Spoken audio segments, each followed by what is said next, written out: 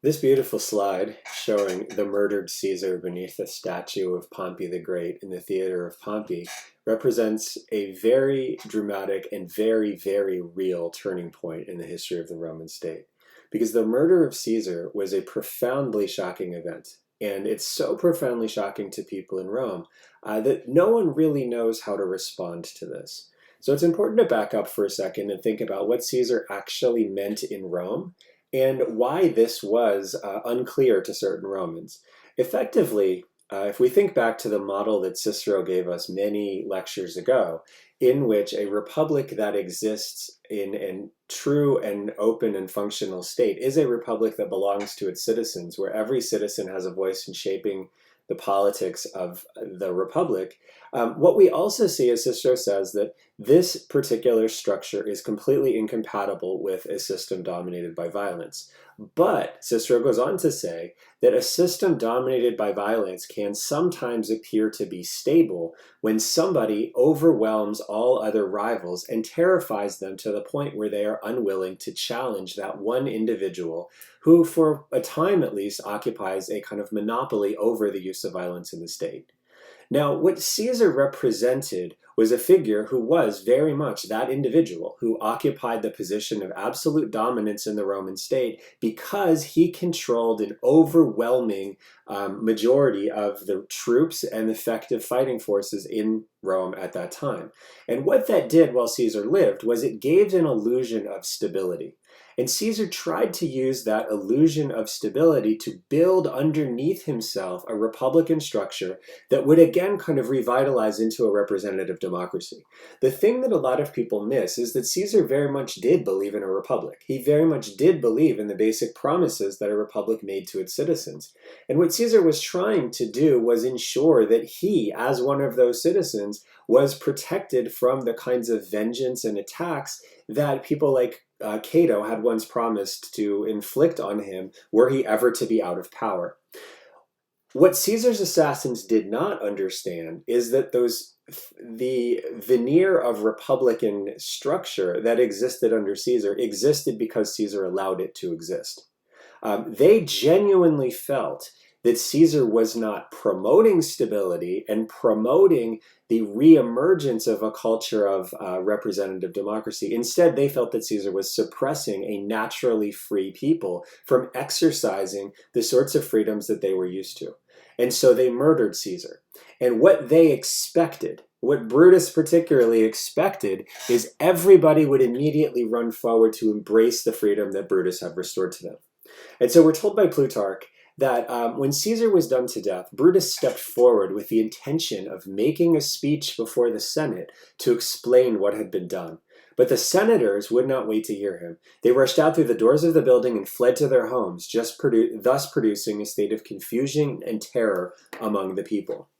And so why did they react like this? They react like this because they fear that their houses would now be burned down, because the stability that Caesar's presence ensured in Rome had now been destroyed because Caesar was murdered.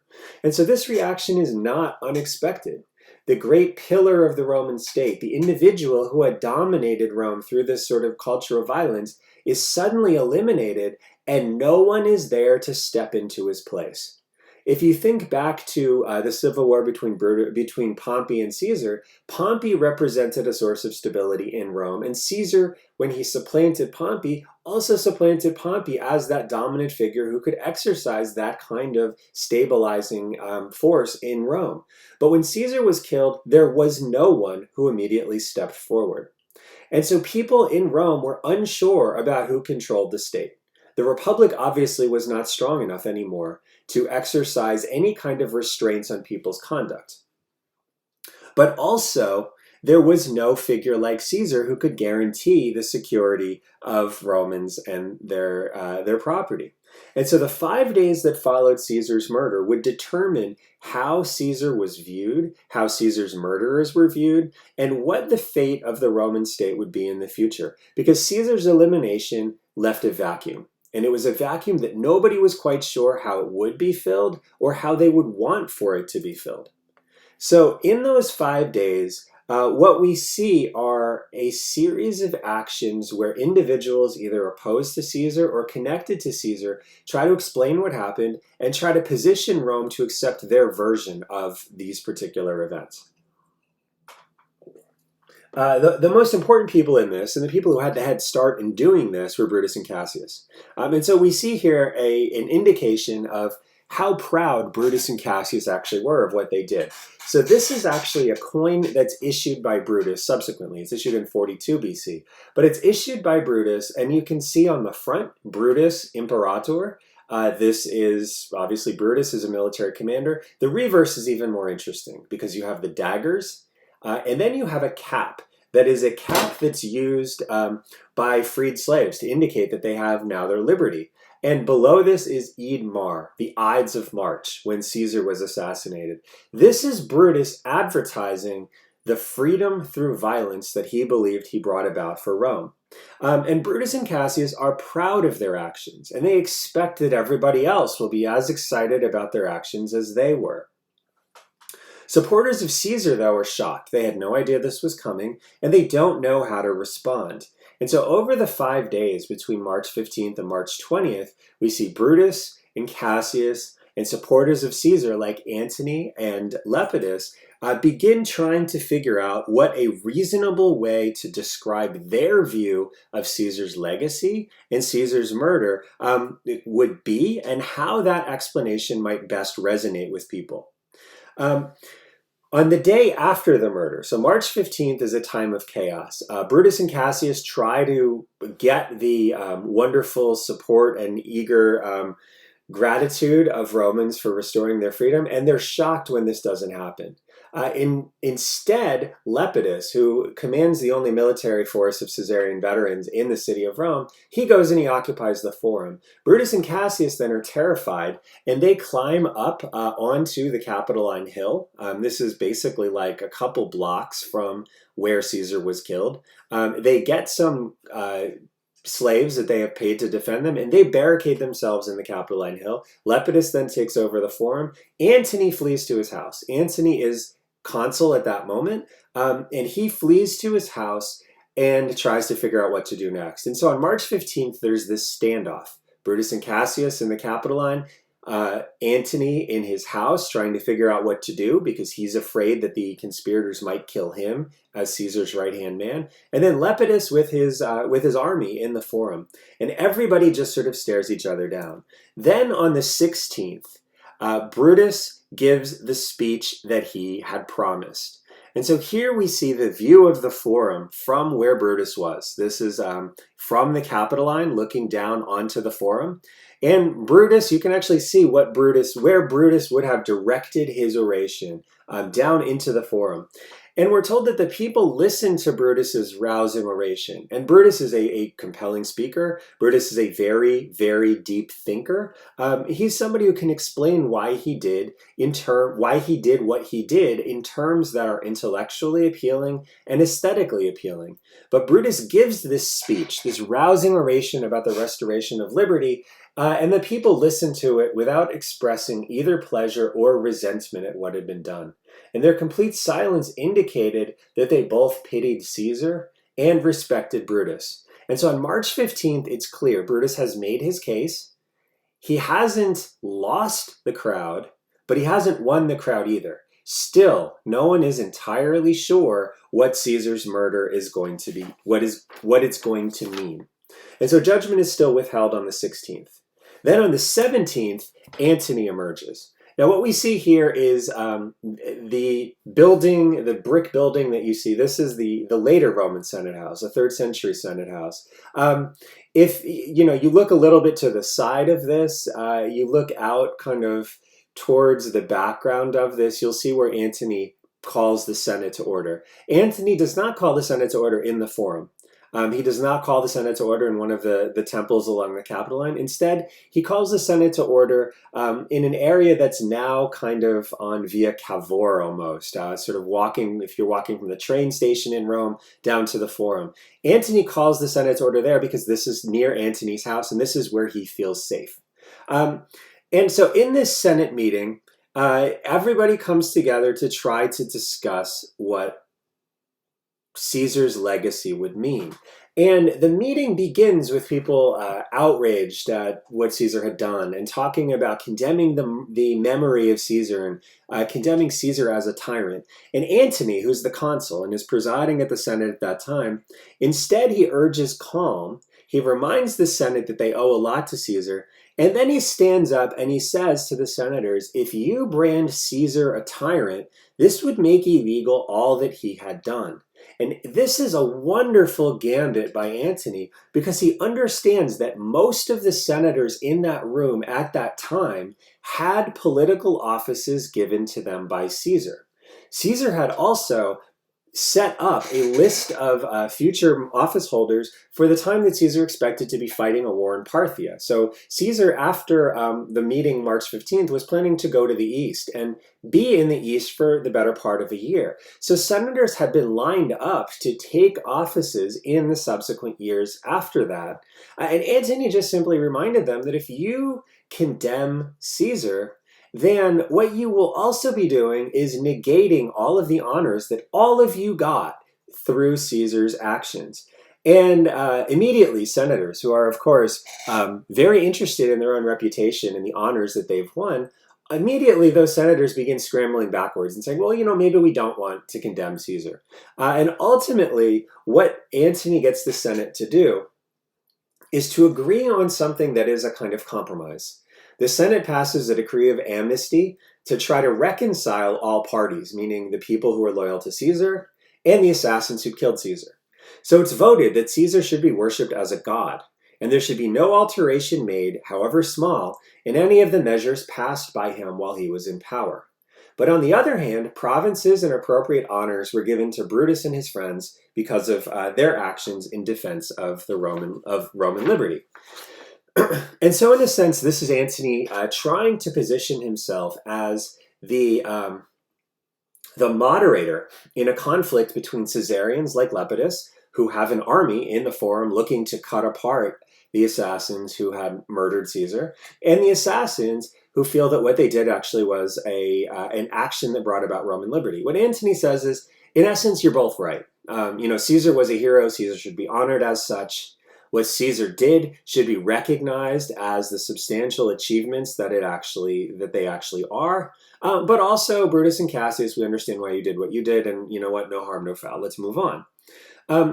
But Antony also understood that what this was doing was positioning Antony as the person who could make the next move. And the next move that Antony wants to make plays out over the next 3 days. This is because Antony decides to take control of the reading of Caesar's will and the public funeral for Caesar. And so this is actually where Antony gives his eulogy. This is the rostra. You can see the kind of ruins just to the right of the Arc of Septimius Severus. This is the rostra where public speakers in Rome would come and give their orations. And this is where Antony gives the eulogy of Caesar. Now, the eulogy of Caesar is in some ways nowhere near as eloquent a speech as what Shakespeare puts in his play Julius Caesar. But at the same time, it's actually more powerful because Antony's eulogy of Caesar is actually a reading out of the honors that the senators had voted to Caesar and the many pledges the senators had made to protect the person of Caesar. And then, while this is being read out, Antony has a particularly keen sense of how to manufacture outrage in the moment.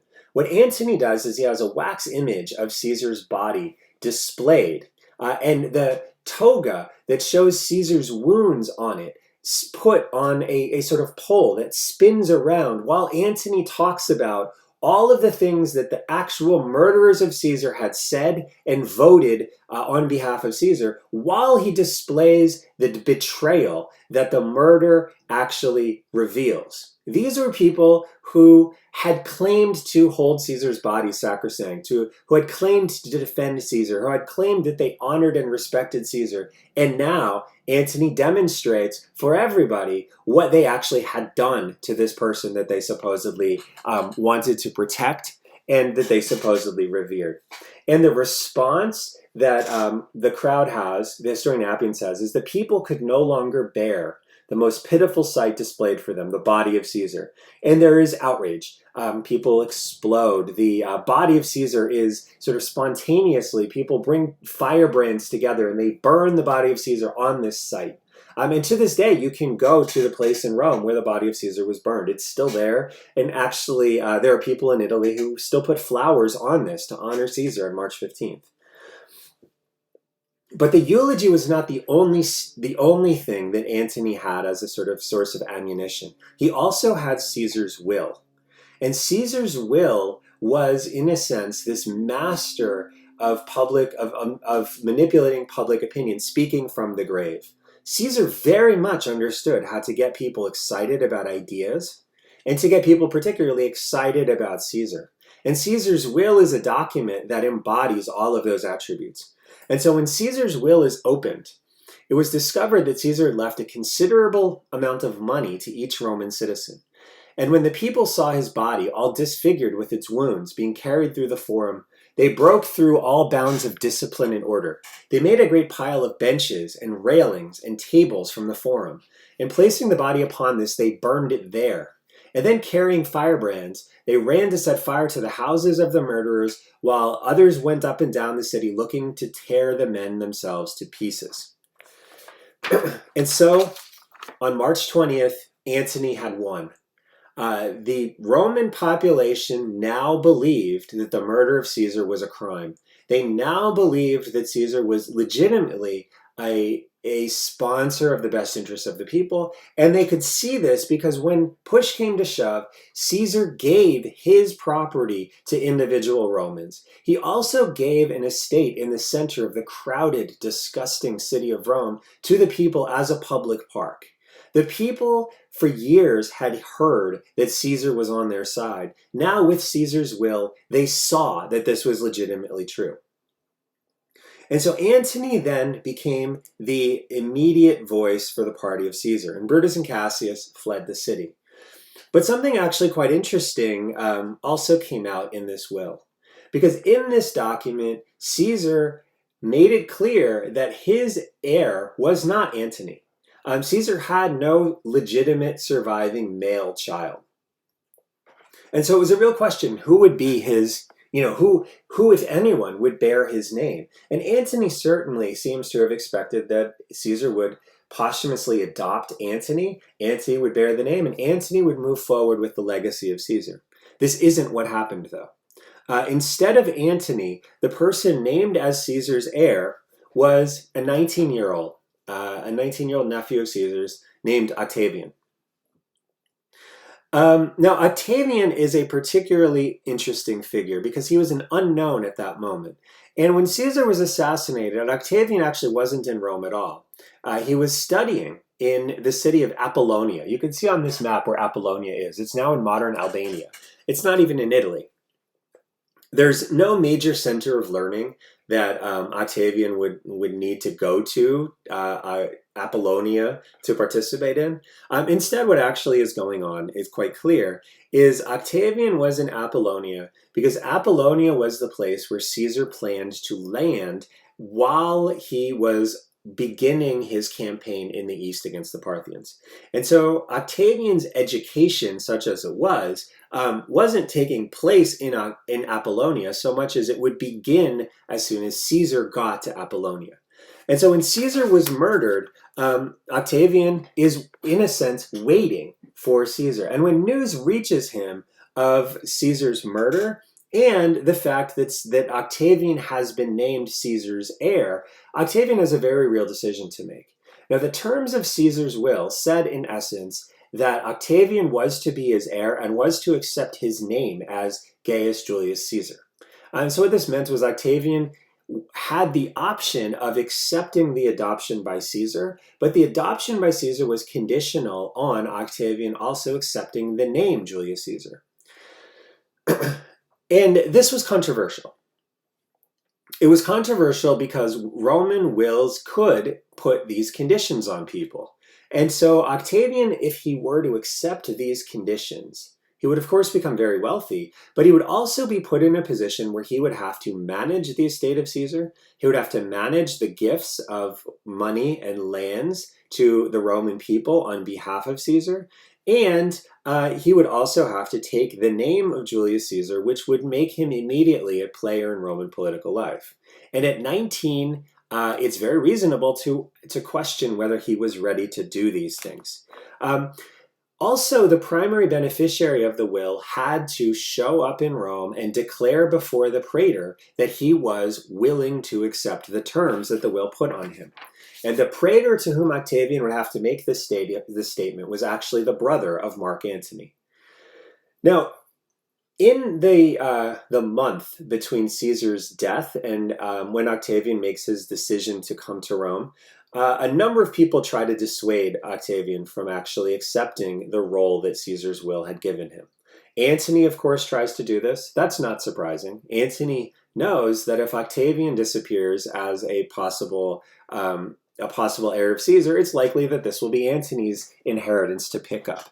So it's not surprising that Antony says to him, probably as a young 19-year-old, this isn't the best thing to do with your life. You're not going to be ready for all of the responsibilities and all of the tensions and challenges that you're going to face.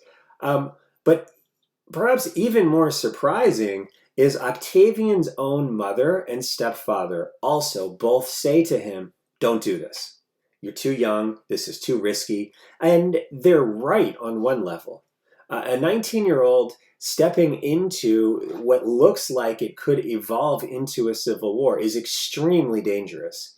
There's no reason to believe that this 19-year-old has the skills to maneuver the really, really tricky dynamics of Roman political life. There's no reason to believe that if he gets into the mix of these things, he could survive long enough, or even that he would make it to his 20th birthday if he really makes serious miscalculations. Octavian, though, is both more wise and more confident than his mother believes. And so Octavian arrives in Rome in the middle of April in 44 BC, and he accepts the terms of the will. He agrees to be in charge of the distribution of money and other items in Caesar's will, but almost immediately, Antony blocks the release of the funds that Octavian wanted to use to pay for the bequests that Caesar had made to regular Romans. And this forces Octavian to do something that actually immediately shows Octavian's savvy. Because what Octavian does is he takes a number of his own personal properties and he sells them. And he makes it clear to everybody that the bequests that Caesar had promised are coming from Octavian's own resources because he respects and honors the memory of Caesar. And Antony is preventing him from actually doing what Caesar asked him to do. But Octavian still honors Caesar's memory and wishes so much that even though Antony is standing in the way of the Romans getting what Caesar promised them, Octavian is going to be sure that they get it anyway. And so the 19-year-old Octavian has outsmarted Antony and sort of flipped the PR game on Antony in a very, very inconvenient way. In the meantime, though, Antony has worked to get the Senate to transfer some of Caesar's legions to his own control, and he's asked the Senate to give him assignment over the province of Cisalpine Gaul. This is the province nearest to the city of Rome. Antony is doing this. By this point, we're at the end of the year 44. Antony's consulship is about over, and Antony is looking in 43 to get a provincial assignment that he can use to, again, build up a power base of people loyal to Caesar who will see him as their champion. The problem, though, is that Antony makes it very clear that the assignment of Cisalpine Gaul to himself was a power play, because at the same time this happens, Antony also compels the Senate to reassign Brutus and Cassius away from significant provinces that Caesar had allocated to them to small and insignificant provinces without significant military resources. And Brutus and Cassius then become very alarmed at what Antony is doing. And so instead of going to their provinces, they go east, far east, to areas where Pompey was once popular, to begin to recruit an anti-Caesarian faction and an army that will be opposed to Antony and the people fighting for Caesar's legacy. At the same time, the person who was in charge of Cisalpine Gaul is another one of the conspirators. This is a man named Decimus Brutus. He's different from Marcus Junius Brutus, the assassin who goes with Cassius to the east. But this conspirator refuses to acknowledge that Antony now has the legal right to take control of Cisalpine Gaul. He refuses to give up control, and so Antony takes his army and he besieges Decimus Brutus in the city of Mutina in northern Italy. Now that Antony is out of the city of Rome, besieging Brutus allows the Senate to say that Antony has, in essence, rebelled against Rome, and the Senate then commands the two consuls for the year 43 to put together an army and attack Antony. And the two consuls raise an army of new recruits. Now, Antony has a veteran army of people who had fought for Caesar in the Civil War. But to make sure that they completely marginalize Antony, the senators also take a PR gambit that in the end will prove really, really misguided. Because they invite Octavian, who is at the command of one of Caesar's old legions, to join this senatorial and consular army that is attacking Antony outside of Mutina. And the reason they do this, Cicero makes abundantly clear. Cicero says, as for this boy Caesar, his natural worth and courage is extraordinary. Now, they're calling him Caesar because this is what the terms of Caesar's will required him to now go by. Cicero says, as for this boy Caesar, his natural worth and courage is extraordinary, and I only pray that I may succeed in guiding and holding him in the fullness of honors and favor as easily as I have done to this point. That may be more difficult, it's true, but I don't despair, because the young man is persuaded chiefly through me that our survival is his work. Now, this is Cicero at his most arrogant. What Cicero is saying here is, Octavian is this stupid young boy, and he has, great prominence. He's very famous. He has a good following, but he doesn't really know what to do. Instead, what he does is just simply listen to me. And I, Cicero, the great puppet master, I'm directing what he's doing. And he's doing these things because, he is a great tool that I can manipulate to my purposes. And so Cicero and the rest of the Senate believe that they're sending Octavian along as a pawn to use Caesar's legacy against Antony. And then once Antony is defeated and everything is kind of back to normal, Octavian would then be discarded. And if you think about it realistically, this seems like a reasonable bet for someone like Cicero to make. Octavian is 19. He's the equivalent, basically, of a college sophomore. And Octavian is playing a very dangerous political game without a lot of experience, without a lot of connections, with no background holding office in the Roman state at all. And a lot of the people who play this game and lose end up dead. And so it's a very reasonable thing to think that he is far out of his element, and people like Cicero can very easily manipulate him. But some strange things happen, because the army that sets out to confront Antony at Mutina fights Antony. It defeats Antony. Antony is forced to leave Cisalpine Gaul. He's forced to move out of Italy. He's forced to go into main Gaul and join up with Lepidus, the commander whose armies had occupied the Forum in 44 BC. And it would represent, in a sense, a last gasp of the loyalists to Caesar in Gaul, the area that is most closely associated with Caesar. But something complicated happens in the battle fought against Antony at Mutina. The two consuls both die. One is killed in battle, one dies of his injuries soon afterwards. And this means that the victorious senatorial army is now commanded by Octavian.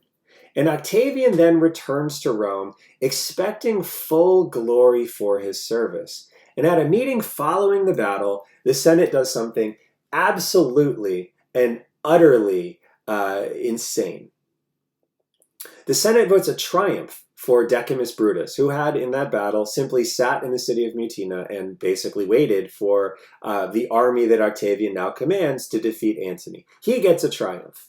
A vote of commendation and command over the entire Roman navy is given to Sextus Pompey, the son of Pompey the Great, who had basically been serving as a kind of pirate, disrupting shipping in the western part, or the western coastal waters outside of Italy. He had no involvement in the battle whatsoever. But as for Octavian, this is what happened, Cicero says. All I will say is that this young man Caesar, thanks to whom, if we admit the truth, we are still alive, he drew his inspiration from my counsels. I've given him no honors, and at that time I paid him a verbal tribute, and that in moderation, and voted him military authority that no doubt seemed an honor at his age. So what basically happened here is everybody involved in this battle who did very little gets rewarded greatly. But Octavian, who is called Caesar, the person who won this battle, the person who deployed the army that actually turned the tide, and the person who came back to Rome at command of the entire victorious army, gets effectively nothing. He gets Cicero, who takes credit for the victory, even though Cicero did nothing to actually bring about the military victory at all. He gets some verbal honors, and he gets nothing else. And so this is exactly what Cicero promised he would do. Use Octavian to the point where it was useful, and then discard him once Antony was neutered and no longer a threat to the Roman state. But what we see is Octavian is by no means a young and naive person. He seems not at all like 20 when he actually responds to this slight, because he turns his armies and he marches on Rome. The Senate then calls for 2 legions from Africa to act as a reinforcement, but these were legions that had served under Julius Caesar, and when they show up in Rome, they defect to Octavian. And Octavian then turns and flips sides. Octavian now has eliminated all of the resources that the Senate possessed in Italy that might oppose people fighting for the legacy of Caesar. And Octavian, unlike Antony, had never compromised with the murderers of Caesar. And so what Octavian is able to do is he's able to say that the senators and Antony and even Lepidus had not adequately fought for the legacy of his father, of Julius Caesar. And Octavian will do this. And so Octavian, when he takes Rome, rescinds the amnesty for Caesar's murderers. He declares them all enemies. He undoes the compromise that Antony brought about. He honors Caesar as a god, and he dismisses the legitimacy of the actions of the people who killed Caesar. Then, with his 11 legions, Octavian marches north to meet Antony and Lepidus. And the 3 commanders meet in Bologna. And there they agree to combined forces to confront, defeat, and kill Brutus, Cassius, and anyone else who wants to attack the people who are entrusted with defending the legacy of Caesar. In November of 43 BC, they get a friendly tribune to pass a law giving the 3 of them control over the Roman state. And this is what's called the Second Triumvirate. But the Second Triumvirate is very different from the First Triumvirate of Crassus, Caesar, and Pompey. In the First Triumvirate, that agreement was simply 3 people working informally to support the interests of each other. The Second Triumvirate is a legal agreement. It's a legal agreement that gives supreme power over the Roman state to a group of 3 people, Octavian, Antony, and Lepidus. And they're fully given formal executive powers over the entire Roman state. They're to hold these powers for 5 years, with the idea that in this time, they would destroy the armies of the people who are opposing the stability of the Roman state, and in theory at least, they would reform the state. And to do this, each triumvir gets a region or a province. And so Antony is given Gaul, Cisalpine Gaul, the province that he was originally expected to take. Lepidus gets Gaul and Spain, the areas where Caesar was the strongest. Octavian is given Italy, North Africa, Sardinia, and Corsica. And this is the worst territory of the group. Italy is, of course, a very big territory, but it's also a territory that is extremely dependent on trade and interactions with the rest of the Mediterranean.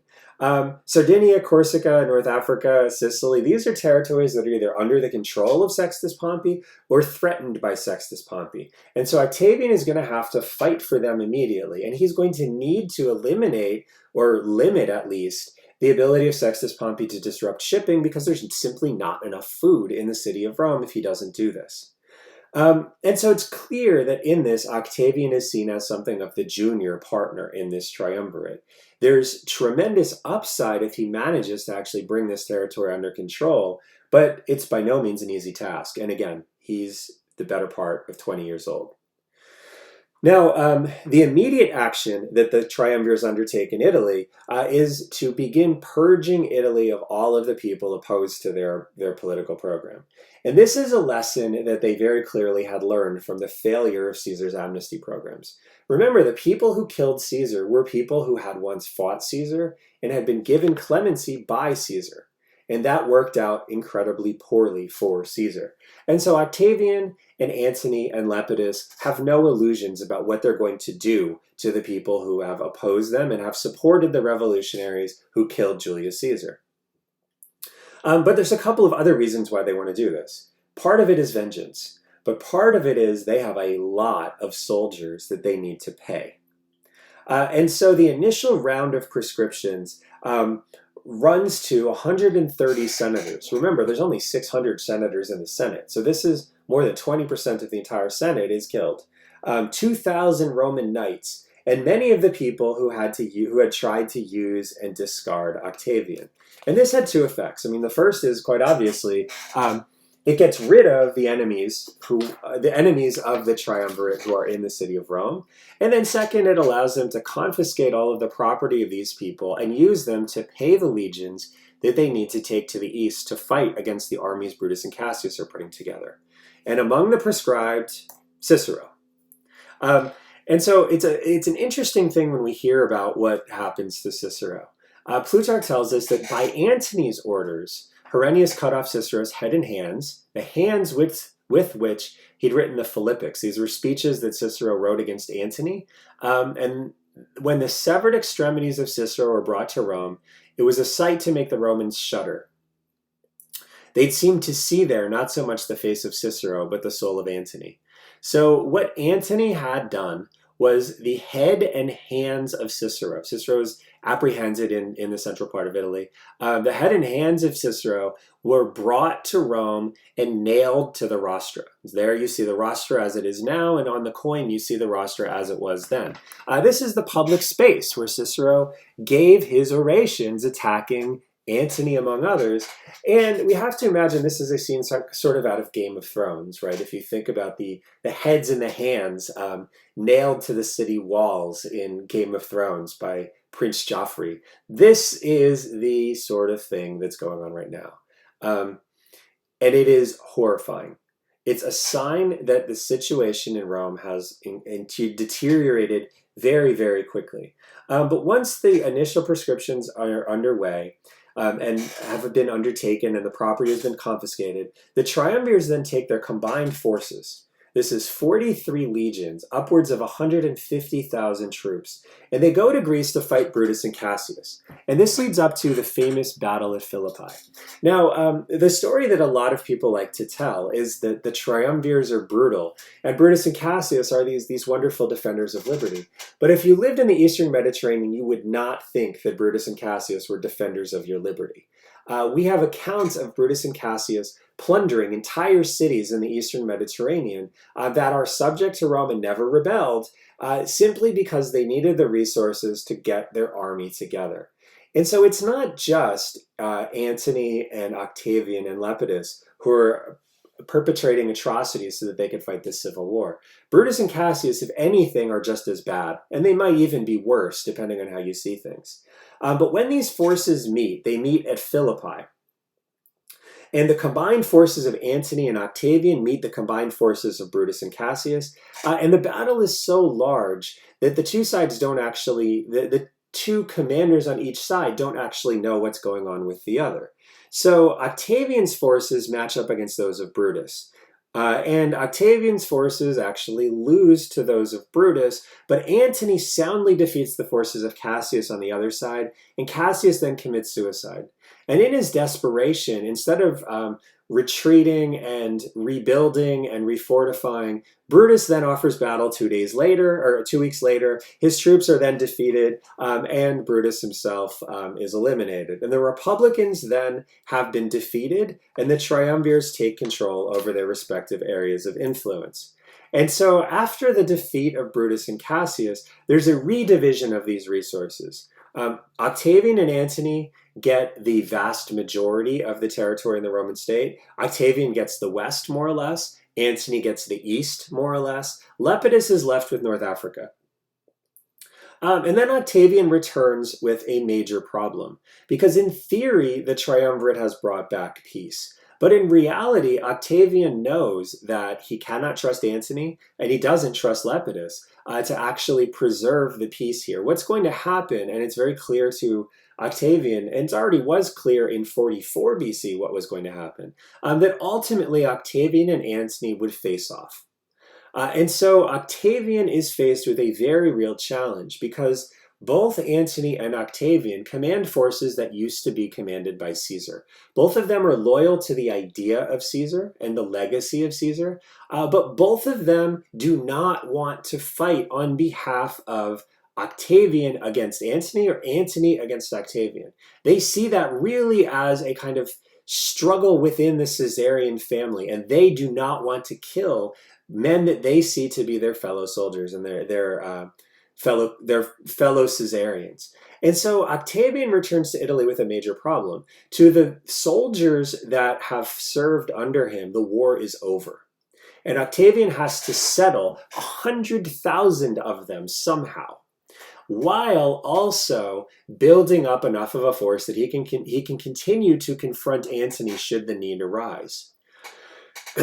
And so what Octavian finds himself compelled to do is confiscate large amounts of property in Italy for reasons that are not really good reasons. We're told that he confiscates the lands of 18 entire towns so that they can be distributed across his soldiers and distributed so that these veterans have somewhere to settle. The effects of this are really, really devastating. So one of the texts that describes what happens during these proscriptions is a very famous text called the Laudatio Torii. This is a text that is written by a husband honoring the actions that his wife took when this husband was proscribed. You can see here in the background, you see the actual image of the text. This is a long inscription published on the tomb of this woman. One of the key parts in this is when the husband says to the wife, "You helped my escape from the proscription by selling your jewels and turning over to me all your gold and the pearls removed from your person, and thereupon your household furnished money. And then you deceived the guards of your opponents, and you made my absence comfortable by sending me resources. And rightly did Caesar say," this is Octavian, "that you deserve the credit for my survival and his restoration of me from exile to my native land." Now, this is what happened to those of suspect loyalty, but it's also what happened to those who lived in those Italian towns who simply needed to have their property taken. They had to leave. Now, the author of this particular text, he is prescribed in a way that, also, if he were caught, would lead to his death. But as Octavian is forced to do this in Italy, Antony and people close to Antony begin to realize that this presents an opportunity for them to build support for Antony against Octavian, because Antony has none of these problems. He's in the Eastern Mediterranean and he's doing other things, but he is not taking property and he's not taking lives from people in Italy. And so Antony's brother and Antony's wife Fulvia begin to get Italians who are upset by these confiscations to work against Octavian. And eventually Octavian is forced to fight them. And so in 40 BC, Octavian actually takes the city of Perugia after a long siege. And this was where Fulvia's forces were brought up. And while he's doing this, Antony actually brings an army to fight on behalf of the Italians, feeling that the propaganda campaign has been enough that maybe Italians are willing to turn against Octavian. But when the troops array against each other, Octavian's troops refused to fight those of Antony. The loyalty that both of them felt to the legacy of Caesar was still too great for them to actually come to blows. And so Antony and Octavian then are forced by their armies to sign a negotiated peace where Octavian gets control of basically the west, Antony gets all of the east, and Lepidus, who's still around, has basically what's now modern Tunisia, though he soon loses that. The next 10 years between 40 BC and 30 BC consists of Antony and Octavian maneuvering around each other and preparing for a final conflict. For Octavian, this is time spent consolidating power in Italy, engaging in public works campaigns and other actions like the restoration of Turia's husband to try to rebuild the support of Italians for Octavian, and most importantly, building a sense in the mind of Italians that Antony is no longer actually genuinely looking out for their interests. And the person that is central in this propaganda campaign to discredit Antony is this woman, Cleopatra.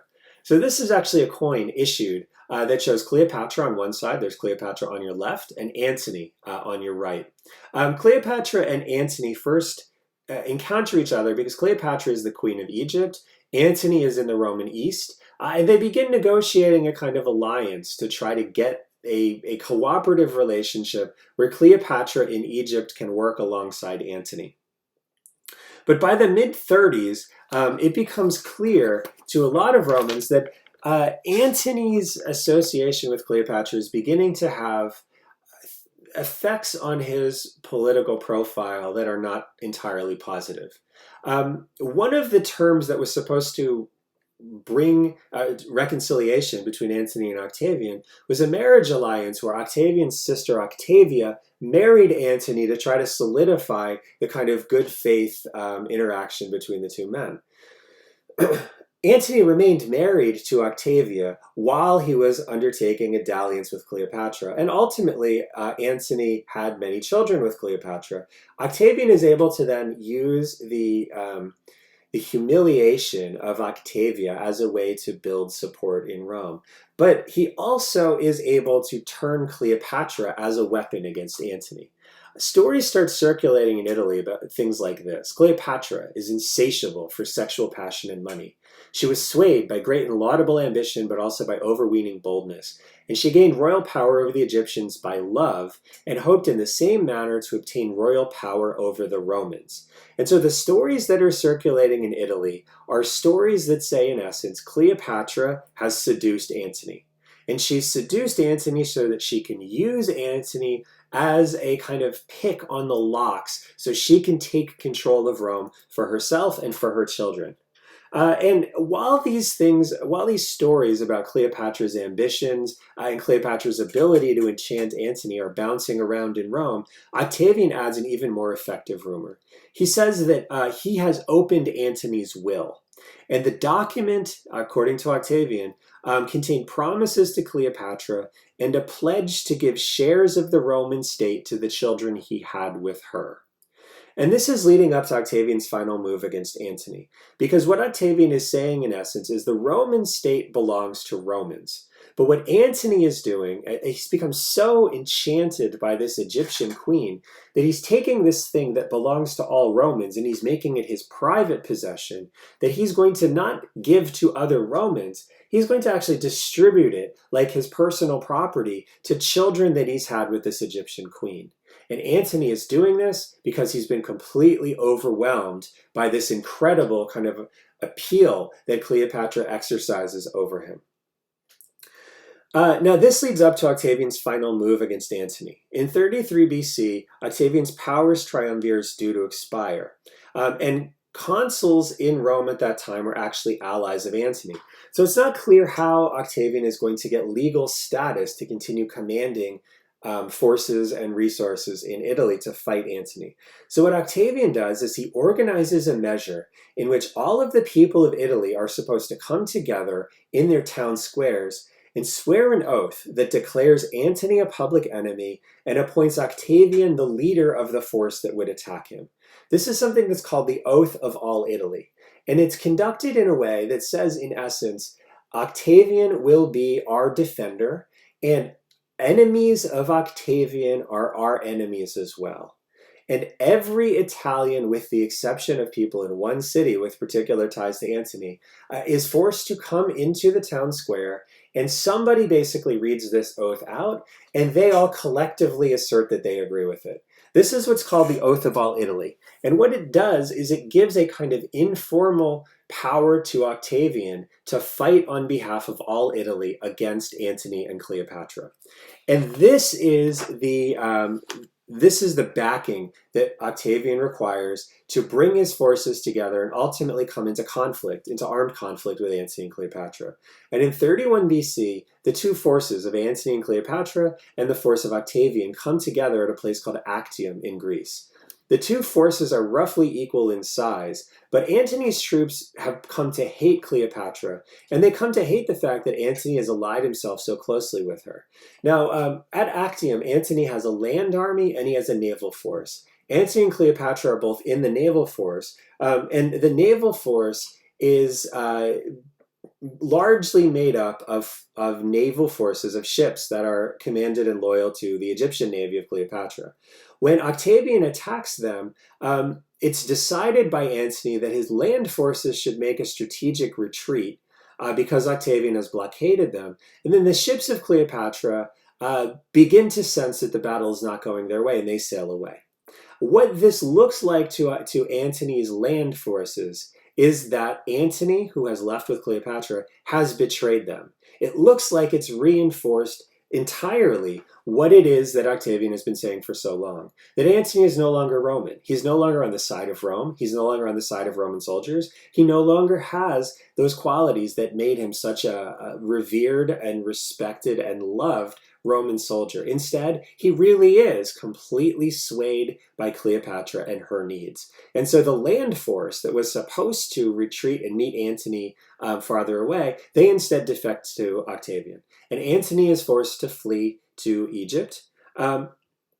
It's not until 30, a full year later, that Octavian finally shows up in Egypt pursuing Antony.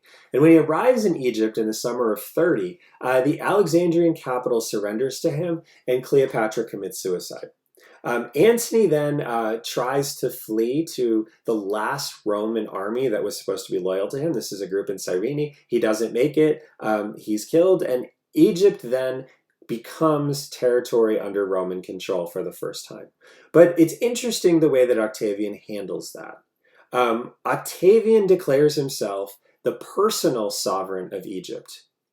And so the conquest of Egypt is different from the conquest of all of these other territories that Rome has taken in the past 200 years. The conquest of Egypt represents a personal territory that Octavian will now control. And what this means is the resources that were once paid in taxes or paid in kind to the kings of Egypt now are paid directly to Octavian, who serves as effectively a new king of Egypt.